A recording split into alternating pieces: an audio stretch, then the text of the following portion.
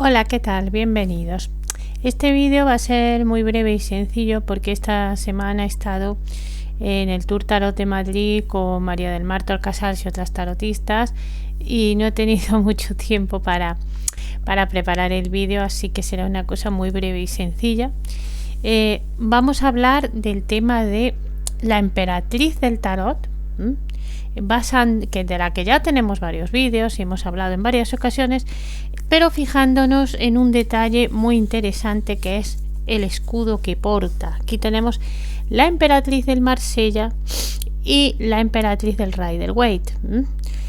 Vamos a ver un poco el contraste entre ellas dos. Hay un contraste, o sea, esto es obvio, pero vamos a fijarnos un poco en el tema de su escudo, porque la transformación del escudo es sobre todo es muy interesante, ¿no?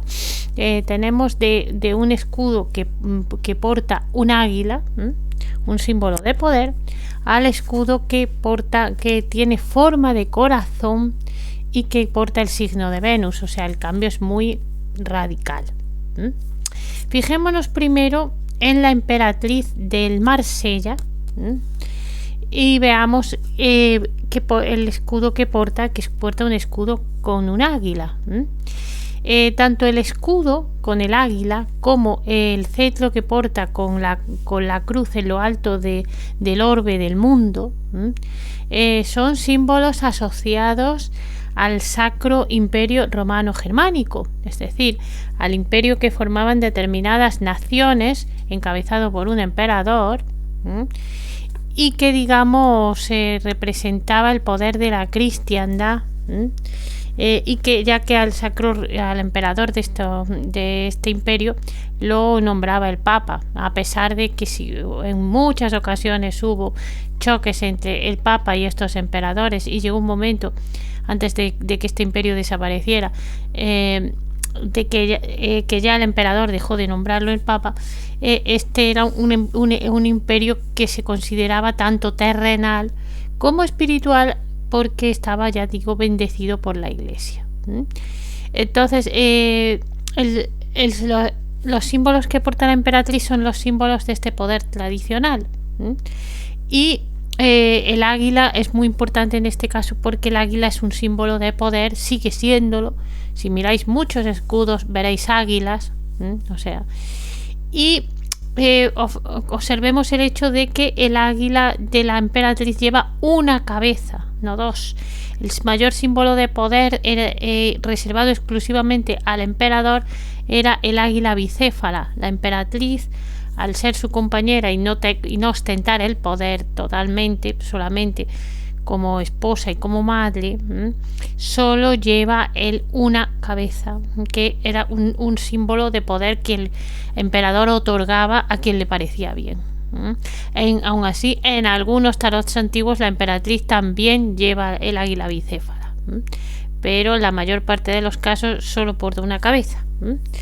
La emperatriz del Marsella hace un mayor hincapié en el poder que en la idea de la maternidad, aunque puede parecer que está embarazada, no está tan claro como por ejemplo está en el Rider-Waite, en el que Pamela Colman le coloca, digamos, un vestido premamá de la época.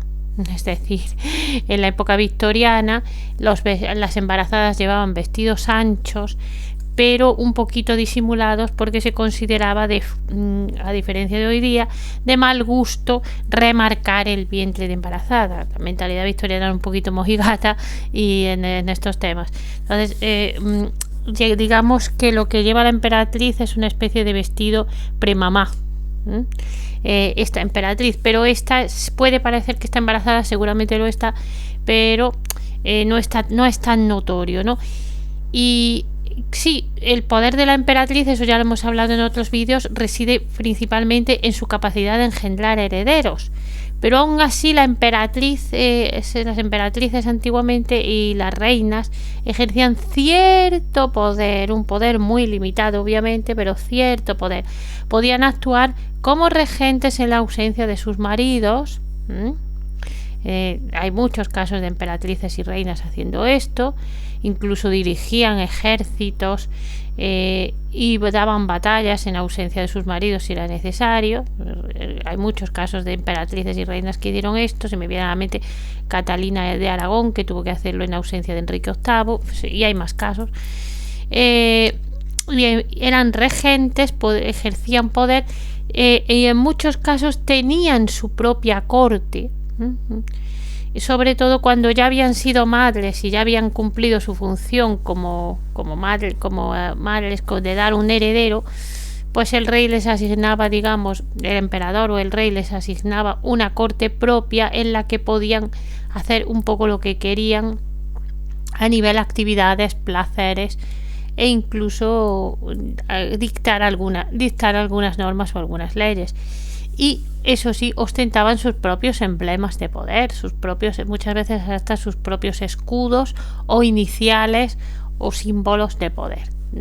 Entonces, esta emperatriz está muy orientada al tema poder. Tiene un trono muy alto, cuya altura lleva a la confusión, que ahora hablaremos de ello en un momento, muchas veces de pensar que tiene alas. Y varias emperatrices de tarots posteriores se representarán con alas, como si fuera un ángel, ¿no? Tiene un trono muy alto, tiene el cetro con el orbe coronado por la cruz, que es el poder terrenal y espiritual. Tiene su corona, que es un poco un yelmo, como la del emperador, y tiene su escudo con el águila. O sea, la emperatriz, en esta imagen de la emperatriz hacemos más hincapié quizá que en su condición de madre, en su condición de esposa del emperador y como tal que de símbolo de poder y de símbolo de realeza. Pero esto empieza a cambiar cuando empieza a trabajarse el tarot como adivinatorio y esotérico. Empiezan a insinuarse y a llevarse los temas hacia otro terreno más espiritual y esotérico, y los símbolos de poder empiezan a transformarse. Un caso lo tenemos, como no tengo la baraja, me tengo que remitir al libro de Oswald Wirth, que sí lo tengo, con la emperatriz del tarot de los magos de Oswald Wirth. Este tarot es un tarot adivinatorio que precede 20 años al Rider-Waite-Smith, y es un tarot tipo Marsella, que muchos conocéis, ha aparecido hasta en películas. Es un tarot muy esotérico, muy espiritual, y sí, es tipo Marsella, vamos a decirlo así, se inspira directamente en el Marsella. Y observad la imagen de la emperatriz. La emperatriz empieza ya, que ya hay un eco de eso en las imágenes del Marsella, ¿no? Pero la emperatriz empieza ya un poco a asimilarse, y Wirth lo dice claramente, Oswald Wirth, a la Virgen María. A la Virgen María entronizada, con la simbología del Apocalipsis, que eso lo hablamos en su momento, de esa mujer que San Juan en el libro de Apocalipsis menciona, coronada con 12 estrellas y la luna bajo sus pies, que supuestamente es la Virgen María. También los exégetas comentan que puede ser la encarnación de la iglesia perseguida, o las dos cosas. O sea, no sabemos exactamente, pero la imaginería de la Inmaculada, por ejemplo, que todos tenéis en la cabeza, la representa a la Virgen María coronada de estrellas y con la luna bajo los pies. Y así es como Wirth representa a María, o a la emperatriz, mejor dicho, con los atributos de María, y lo dice claramente: María, reina de los cielos, coronada por las estrellas y la luna bajo los pies. Esta emperatriz no está embarazada, pero se hace mucho hincapié en su papel de madre celestial y de madre divina, y se le colocan alas, como veis, un poco por este tema de que ya hay Marsellas en los que le aparece con alas, y las alas también la asimilan a las divinidades. Y también tiene el cetro, más estilizado, y el escudo con el águila. Conserva todo esto, pero ahora tiene los atributos de la Virgen María, y también por asociación con María entronizada, porque tiene la misma postura y la misma representación más o menos que diosas anteriores. Wirth la asocia con Venus Urania, o con Isis, diosas madres, diosas protectoras, madres, reinas de los cielos, de religiones anteriores.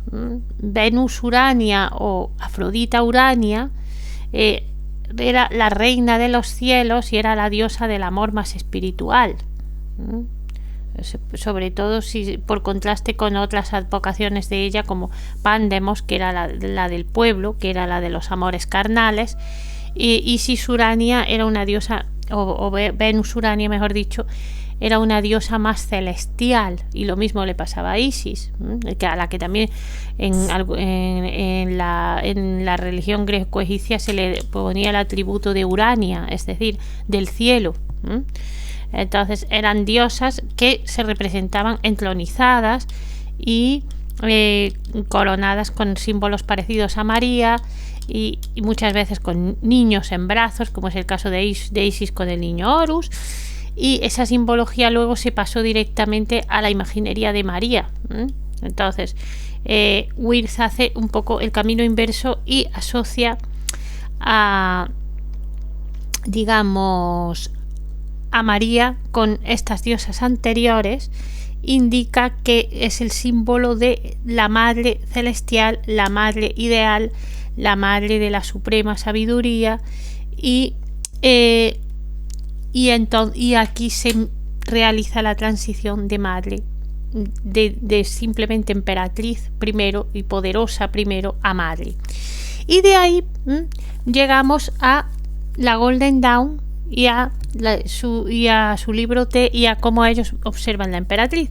La asocian a la letra hebrea Daleth, mientras que otros casos anteriores la habían asociado a Binah, o la habían asociado a Gimel, que es la garganta, que está muy asociada a la diosa Venus, pero ellos la asocian a Daleth, que es la puerta.